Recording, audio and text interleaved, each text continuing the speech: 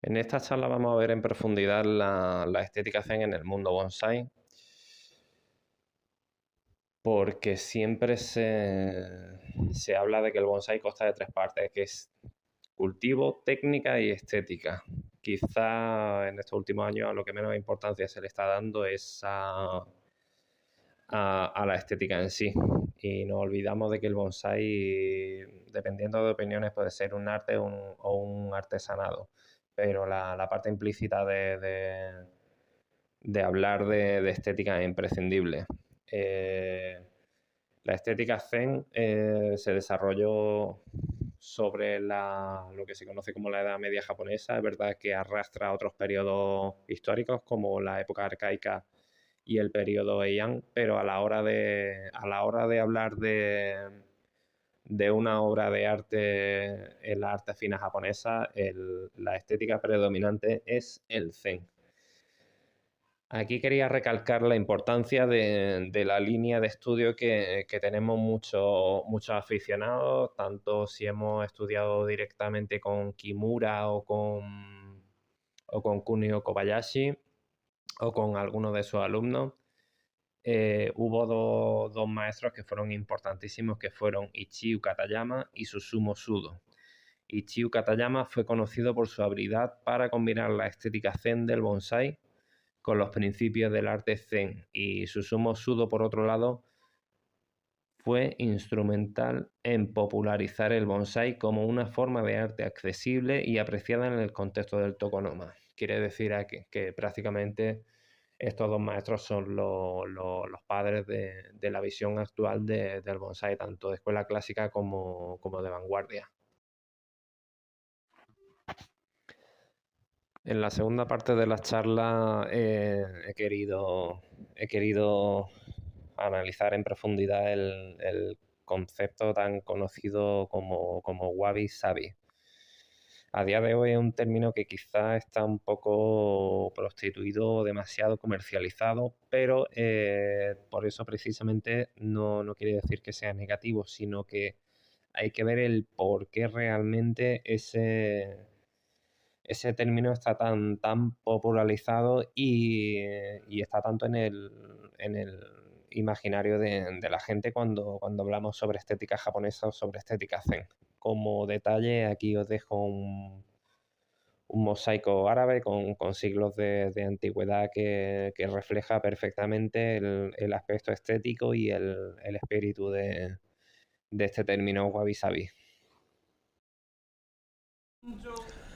Dokuso Villalba fue ordenado sacerdote zen, reside en Valencia y es maestro budista zen. ¿Y qué es el zen? ¿Es una religión? ¿Es una filosofía? ¿Una moral? ¿Una ética? ¿Qué es? El zen es una vía de conocimiento que nos lleva a penetrar en la naturaleza de la vida y de la muerte. O sea, en la vía del zen, la pregunta fundamental es, ¿qué es esto? Esto es esto, es decir, el dato inmediato de la experiencia. La experiencia inmediata antes de que aparezca ningún pensamiento discriminador o descriptor de la experiencia. Por eso, la vía del Zen difícilmente puede ser comprendida a través del estudio intelectual. Es una experiencia que tradicionalmente se ha accedido a ella a través de la meditación. Esa es la práctica de sentarse, de serenar la mente, de parar el diálogo interno y percibir directamente el aquí y ahora.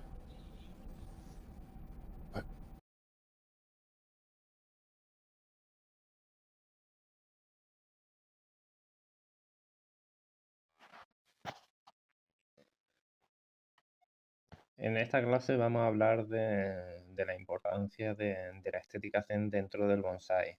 Es muy difícil hablar del zen. Lo primero por el choque y el contraste tan fuerte que hay entre la cultura japonesa, la cultura asiática en general y la cultura occidental. Quizá en Occidente lo más parecido, lo que más se asemeja por la simplicidad del Zen, lo que tenemos sea la teoría freudiana del psicoanálisis.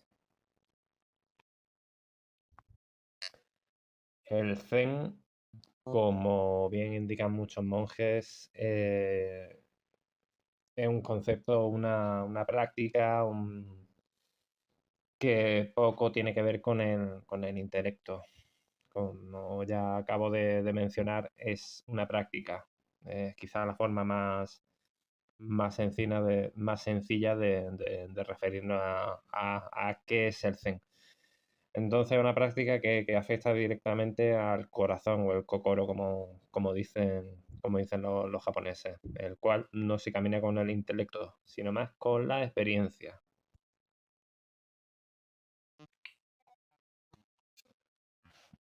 Hablar de estética zen en el bonsái es fundamental, puesto que el bonsái consta de tres partes, que son el cultivo, la técnica y la estética, siendo esta última la más amplia, y la estética del bonsái y de cualquier otro arte japonés es zen. Siempre se habla de la definición de bonsái, que es un árbol o planta leñosa miniaturizada, cultivada en bandeja y formada según una estética zen. O sea, aquí con esta definición podemos sacar bastante tela para cortar, porque prácticamente nos está diciendo todo lo que vamos a ver en esta charla. Aquí podemos extraer los elementos básicos de análisis de un bonsái como obra de arte, que sería especie del árbol, edad del árbol, la maceta, el estilo del árbol, como ya estamos mencionando, la estética zen y la nomenclatura de las ramas. El zen proviene directamente del budismo chino y pasa a Japón en el siglo XI con la escuela Chan. Es importante recalcar que justo en esta época Japón se encuentra en un estado muy austero y simplista, el Japón feudal, donde se mezclan conceptos de la cultura china con conceptos sintoístas. Quizá, por nombrar los dos maestros más importantes en cuanto a la contemplación del bonsái como obra de arte zen y su influencia en el tokonoma, sean Susumu Sudo y Katayama Ichigo. Los nombraremos más adelante en la misma charla. También hay que decir que quizá solo es una opinión, pero por nombrar, hay muchos maestros que han llegado a considerar como la punta del iceberg de la estética zen dentro del bonsái el árbol Bunjin, porque dicen que es no el estilo, sino en la tipología de árbol que más, donde más se puede percibir la estética zen como tal.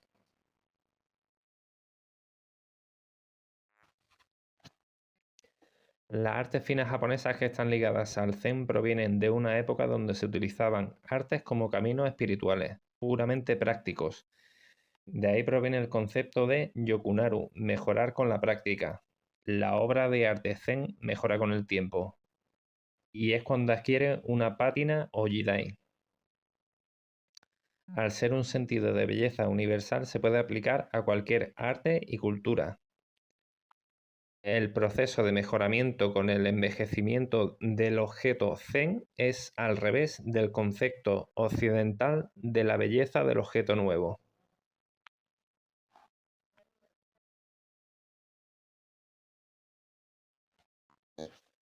El auténtico método de estudio del zen es el koan, camino de la iluminación.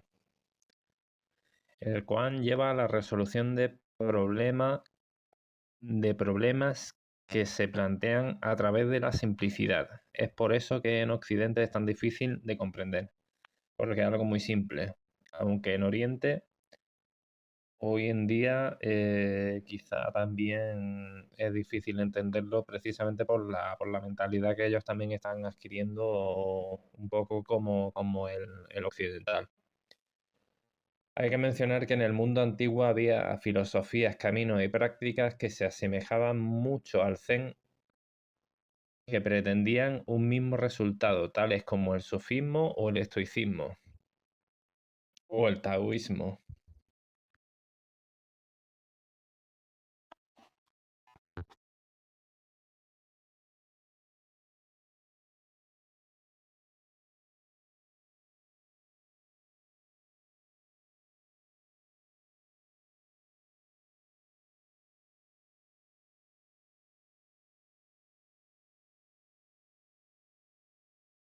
Versiones de las que acabamos de oír ahora. Pero el mundo occidental siempre se pregunta esto, ¿para qué sirve?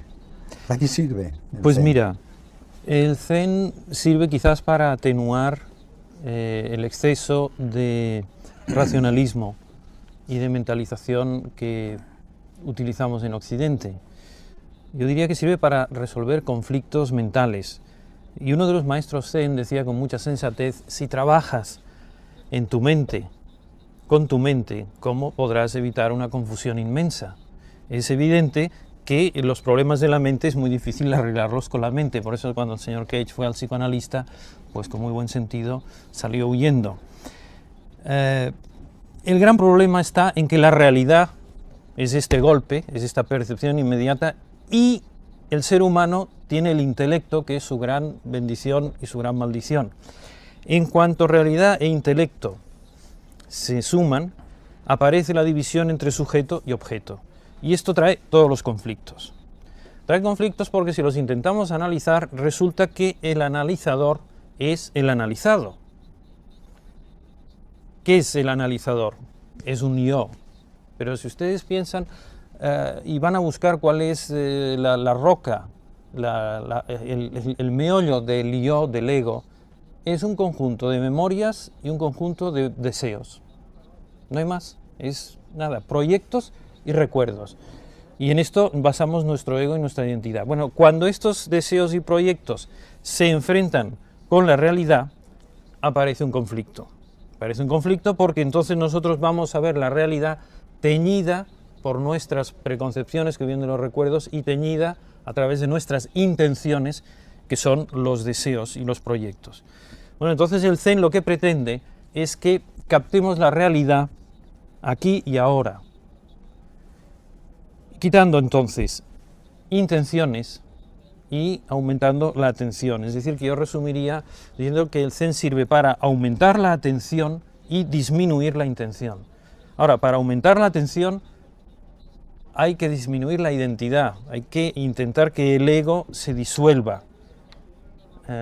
Donde hay miedo, hay otro. Donde hay otro, hay miedo, dice uno de los maestros Zen. Y yo diría, donde hay lenguaje, hay tiempo. Para estar aquí y ahora hay que disolver al máximo el ego, es decir, quitar todos esos proyectos y memorias, y así aumentamos la atención. Estamos en lo que estamos aquí y ahora. Y por otro lado, disminuir las intenciones, es decir, los deseos, los apegos, las ataduras a las cosas. De esa manera, me parece a mí que se llega a un estado de ánimo que es para lo que sirve el Zen, para alcanzar esta percepción inmediata, con atención y sin intención. Dokuso Villalba. Periodos Kamakura, Muromachi, Momoyama. Nos atrevemos a afirmar que este ha sido el crisol medieval donde se ha forjado el típico esteticismo japonés que tanto cautiva a Occidente hasta el día de hoy, pero domina el dominio guerrero samurái y se origina el budismo zen. Zen no Rikyu, padre de la ceremonia del té, enseñaba a través de sus ceremonias que la pobreza tenía su propia elegancia, tal como se reflejaba en la casa del té rústica, en la soberbia simplicidad de la taza de té más sencilla y en los buenos modales, comunes, aunque refinados y comedidos, tanto del maestro de té como de su invitado. De esta época nace la estética zen. El esteta Shinichi Hisamatsu, en su libro El Zen y las Bellas Artes, desarrolla 7 características que se dan en toda obra de arte zen. Un profundo estudio de un rollo del siglo XV, realizado por el pintor Toyo Sesu, prueba cómo aplican estos 7 principios. A través de la obra de Sesu y de las 7 características de Hisamatsu se establece un canon que permite delimitar si estamos frente a una pintura zen y asimismo relacionar las diferentes prácticas del budismo zen que se dan en toda obra de arte zen. Estas 7 características que vamos a poder percibir en cualquier obra de arte zen son asimetría, simplicidad, sublime austeridad, sutil profundidad, naturalidad, libertad de acción y tranquilidad. Si nos fijamos bien, podemos observar estas 7 características en este Pino Bunjin. Ahora vamos a ver en profundidad cada una de estas 7 características y de qué manera afecta al bonsái y a cualquier obra de arte zen, como hemos dicho. Empezamos por la asimetría o Fukinsei. Prácticamente todo en la naturaleza es asimétrico. Los mismos patrones genéticos de crecimiento de los árboles son asimétricos. Todos sabemos que la asimetría se aplica al bonsái, pero por muchas peculiaridades que posee este concepto, no podemos tratarlo a la ligera. Coloquialmente significa irregular o no equilibrado. Así, por ejemplo, en el arte del ikebana y la caligrafía hay 3 estilos: formal, semiformal e informal. La asimetría es la característica más cercana al estilo informal. Un árbol, cuanto más viejo, será más asimétrico. También afecta al número de troncos. La asimetría en la obra zen puede llegar mucho más allá de lo simplemente perceptible en un primer momento. Si vemos detenidamente esta obra de Hokusai, podemos ver cómo el monte Fuji se encuentra en 2 estaciones diferentes del año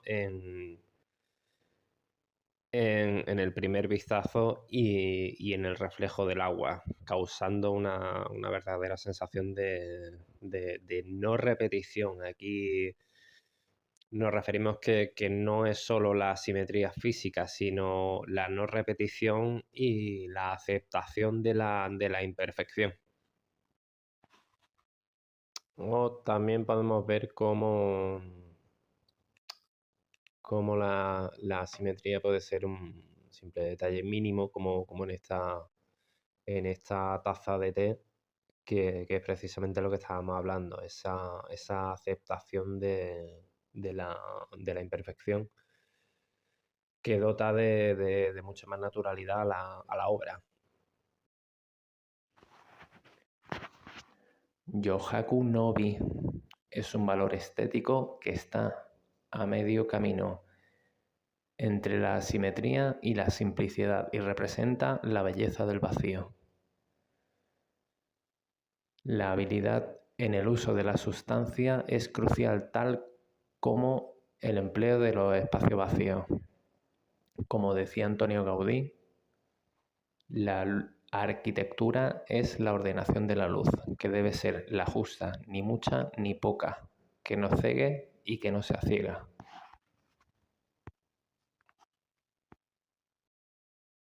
Kanso o simplicidad. En el transcurso del Yokunaru, el mejorar con la práctica, existe una limpieza espiritual. Las artes orientales están caracterizadas por las medias afirmaciones o sugerencias. Al observador no se le muestra todo y debe participar en la obra de arte usando su propia imaginación. Los artistas occidentales en la mayoría de los casos usan colores chillones para dar al observador una sensación de opulencia e idílica serenidad. Por contra, los orientales a menudo trabajan en blanco y negro y sus pinturas dan sensación de frugalidad. La sublime austeridad se refiere a un estado de edad avanzada en contraposición a la juventud, la falta de voluntad de un objeto que es muy maduro. De todas las características zen, esta se ha convertido en la más estética en el bonsái. Otro aspecto de la sublime austeridad implica la desaparición de la debilidad y la inmadurez. Este concepto está expresado en el ser antiguo y agraciado, estando presente también el concepto de la pobreza y su suprema riqueza. Este conjunto de valores estéticos puede llegar a ser tan complejo que le he dedicado un apartado especial al final del vídeo, que lo vamos a ver en profundidad.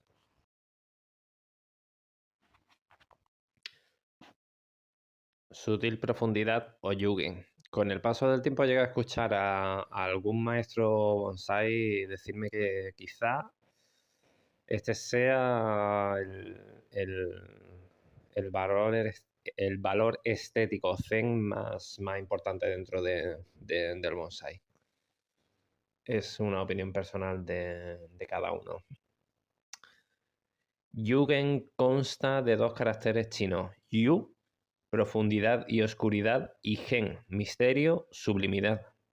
Es el ideal estético de poeta y dramaturgo durante el siglo XI al XV y significa un conjunto de matices estéticos que combinan misterio, oscuridad, profundidad, elegancia, ambigüedad, tranquilidad y tristeza.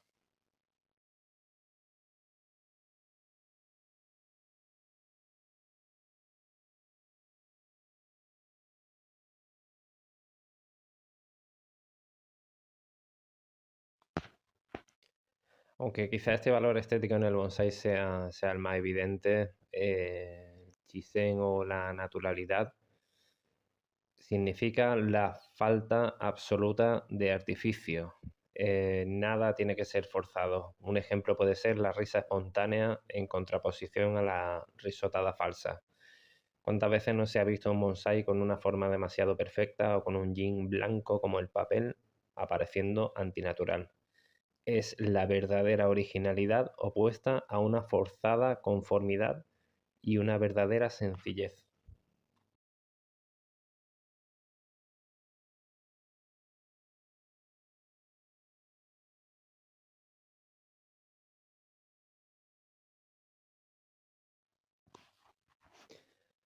Libertad de acción. Aprende la regla, supera la regla. Los artistas no tienen que estar atados por costumbres, conveniencias y reglas. Esta característica está unida a la característica de la asimetría. En el bonsai, afortunadamente, no están todos los artistas impresionistas modernos que han aprendido las bases y los principios del arte clásico. Solo aquellos que después que se han desarrollado en el estilo y las técnicas se han hecho famosos. La firma de autor dentro de los valores estéticos de la obra Zen quizás sea una de las más controversiales y personalmente siempre he visto que opiniones muy dispares. Y puede simplemente que sea el gusto inconsciente que desarrolla un artista. Aquí, por ejemplo, podemos ver cómo el artista Kawase Hasui inspiró el típico tan conocido estilo de los estudios Ghibli, que hicieron la película de Mi vecino Totoro.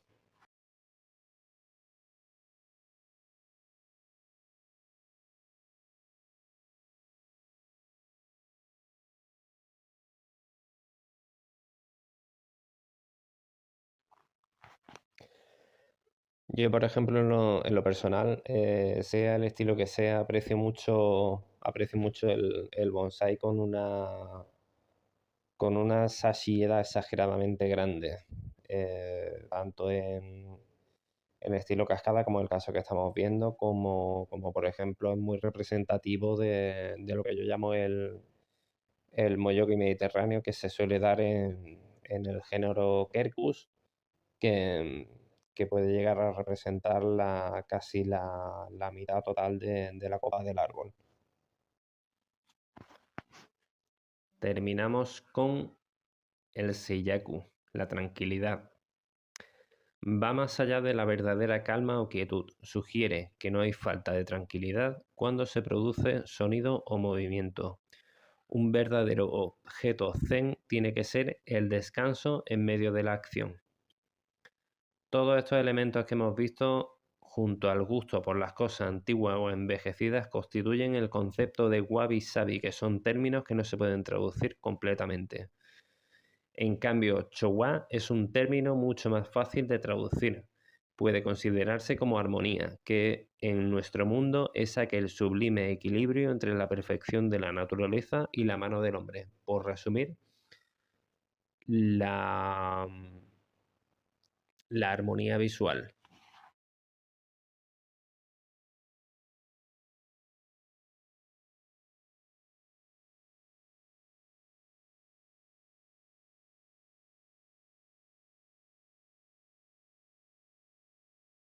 Hablar de wabi-sabi es hablar de un concepto que incluso en Japón resulta abstracto. Se trata de un ideal de belleza que se aplica en las artes finas japonesas con una estética zen que no llega a definirse por completo puesto que consta de diferentes matices. He decidido escribir este artículo después de llegar a la conclusión de que este conjunto de valores estéticos es el más sentido y común cuando hablamos de bonsai, suiseki, ikebana, etc., tanto por japoneses y por occidentales, puesto que el wabi-sabi se aplica incluso en escaparates de las marcas de alta moda. Por ejemplo, tenemos el iki, belleza refinada urbana, chic, que sugiere humanidad y sensualidad, no sugiere una belleza noble ni fría, pero tampoco es ostentosa ni petulante, ofrece un equilibrio entre extremos, no es elegante, ni tampoco vulgar.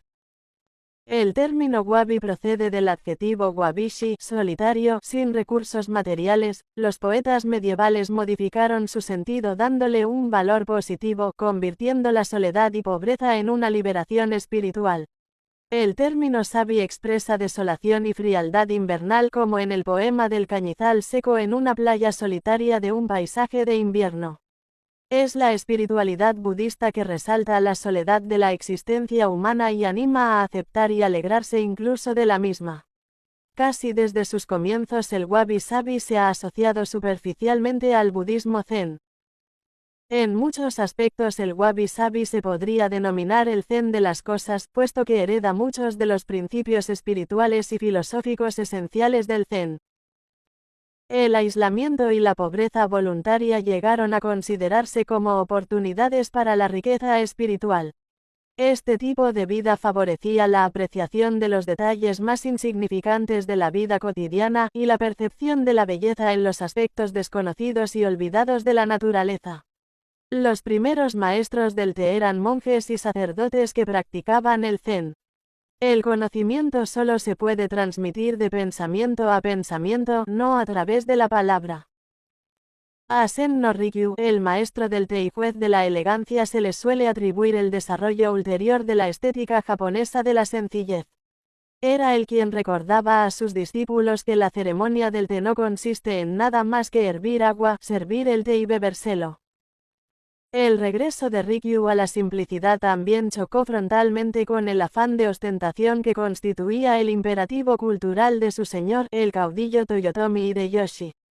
Fuera o no de su agrado, Rikyu tuvo que oficiar la ceremonia del té de Hideyoshi para el emperador Ohimachi, en su casa del té cubierta totalmente de oro, y en la célebre orgia Chanoyu, para miles de invitados que organizó Hideyoshi en el santuario de Kitano en 1587.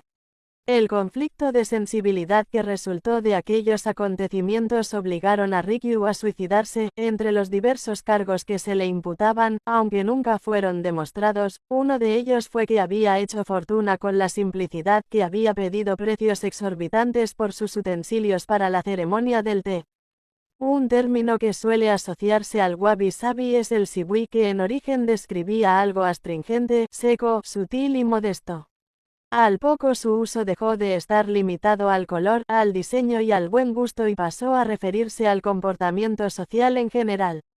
A medida que nuestro gusto se vuelve más refinado, llegaremos por necesidad a la belleza shibui. Existen otros términos relacionados como yaguarake, belleza atenuada o yirai, patina del tiempo. Vamos a ver las características más destacables de la belleza wabi-sabi. Lo mudable es otro complejo concepto de la belleza japonesa que hace referencia a la belleza de las cosas que tienen una transformación. La temporalidad de todas las cosas que nos rodean nos da cierta nostalgia. El florecimiento de los cerezos no es más bello que el florecimiento de otros árboles en flor, pero tiene mayor valor por su temporalidad, ya que suelen empezar a caerse una semana después de su aparición. Es precisamente la evanescencia de su belleza lo que evoca el nostálgico sentimiento. Lo incompleto, todas las cosas, incluso el universo, están en estado constante de cambio, transformación y disolución. La belleza se busca en las cosas que no han llegado a su fin, se mira más el camino, en lo transitorio y en las cosas que aún no han llegado a ser, por eso la noción de conclusión no la concibe el wabi-sabi. El famoso paisaje Aboku de Toyo Sesu, las salpicaduras y veladuras de tinta transforman la montaña y la cabaña y la barcaza en elementos abstractos de un espacio vacío, donde flota la nada, el ma. Lo imperfecto, nada de lo que existe se libra de las imperfecciones. Cuando nos paramos, nos acercamos y realmente miramos, podemos observar los defectos de todo lo que nos rodea. Se pone en valor el trabajo del artesano, ya que conoce los límites de la perfección, se premia a lo diferente e incluso se resaltan los valores de belleza en las cosas no mecánicas. Ahora vamos a ver las cualidades materiales, lo vulnerable. Las cosas wabi-sabi son expresiones de tiempo congelado. Están hechas de materiales que son visiblemente vulnerables a los efectos del tiempo, no se intenta disimular lo gastado debido al uso y al tiempo. Registran el sol, el viento, la lluvia, el calor y el frío, en un lenguaje de oxidación, decoloración, torsión, contracción y marchitamiento. Las mellas, rozaduras, abolladuras, y otras formas de desgaste, son testimonio de su uso y abuso. Los materiales frágiles adquieren importancia, se busca en la tradición y en las cosas provenientes de la naturaleza. El barro, el papel y el bambú tienen más cualidades que el oro y la plata. Aunque las cosas wabi-sabi pueden estar a punto de desmaterializarse, son sutiles y frágiles, todavía conservan equilibrio y carácter fuerte. Lo irregular. En todas las cosas la uniformidad es un defecto. Es interesante dejar algo incompleto y por terminar, así tendrá la sensación de que mediante la imperfección se prolonga la vida de los seres. La irregularidad es un rasgo esencial del buen gusto tradicional japonés. Las cosas wabi-sabi son indiferentes al buen gusto convencional, nos ofrece otro tipo de soluciones, muestran los efectos de un accidente como un cuenco roto pegado de nuevo, o puede mostrar el resultado de dejar que las cosas ocurran por casualidad. Lo simple. La simplicidad está en la esencia de las cosas wabi-sabi. La ritualidad del té es la simplicidad misma. Ir a por agua, recoger ramas, hervir agua, preparar el té y servirlo a los demás. A medida que simplifiques tu vida, las leyes del universo serán más sencillas. La soledad no será la soledad, la pobreza no será la pobreza, no la debilidad de la debilidad. Wabi-sabi significa deshacerse de lo superficial, de lo innecesario, de lo decorativo. La simplicidad permite descubrir y mostrar la verdadera esencia de un objeto. Ahora vamos a ver los atributos atmosféricos. Lo ambiental. Las cosas wabi-sabi son generalmente cosas pequeñas y discretas orientadas hacia adentro. Nos invitan a acercarnos, a tocar, a relacionarse y a relajarse. Inspirar una reducción de la distancia física entre una cosa y otra, entre las cosas y la gente. Por otro lado, no se puede entender el ambiente oriental sin nombrar el juego de luces y sombras. En Occidente, la más poderosa aliada de la belleza siempre ha sido la luz. En cambio, en la estética tradicional japonesa, lo bello es captar el enigma de la sombra, las texturas, la antigüedad y la profundidad. Lo fenomenológico propone el estudio y la descripción de los fenómenos de la conciencia o, dicho de otro modo, de las cosas como se manifiestan y se muestran en esta. Y por supuesto la lluvia, como pretexto para perseguir la materialización de la arquitectura a la misma escala que los elementos básicos que componen la fenomenología natural. Hay que observar la lluvia y aprender de ella. Un espacio presuntamente transparente se presenta frente a nosotros, los lugares vacíos, sin embargo, está lleno de aire y de los elementos que lo forman y nos vemos, que están ahí, que sentimos, que olemos y probamos, puede ser también arquitectura. Lo ritual. La cultura japonesa está relacionada con la ritualidad, con seguir unos determinados pasos y concretamente el wabi-sabi, busca la simplicidad de estos gestos. Ningún gesto debe perjudicar la armonía del lugar, ninguna palabra estridente tiene que romper la unidad del conjunto. Todos los movimientos se hacen de manera simple y natural.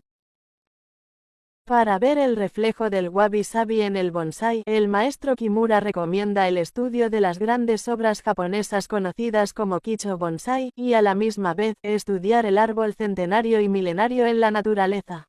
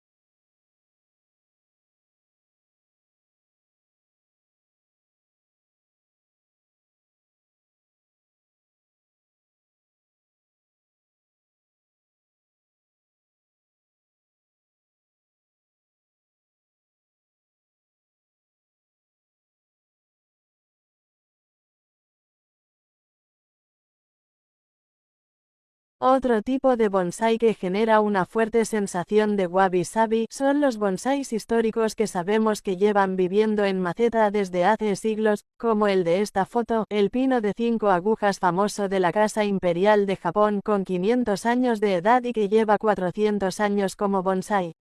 Por eso, aunque siempre se habla de que lo importante de la edad del bonsái es la sensación que genera, en Japón sí que se le da una importancia real a la edad del árbol, tanto la edad real del árbol como el tiempo que lleva en maceta.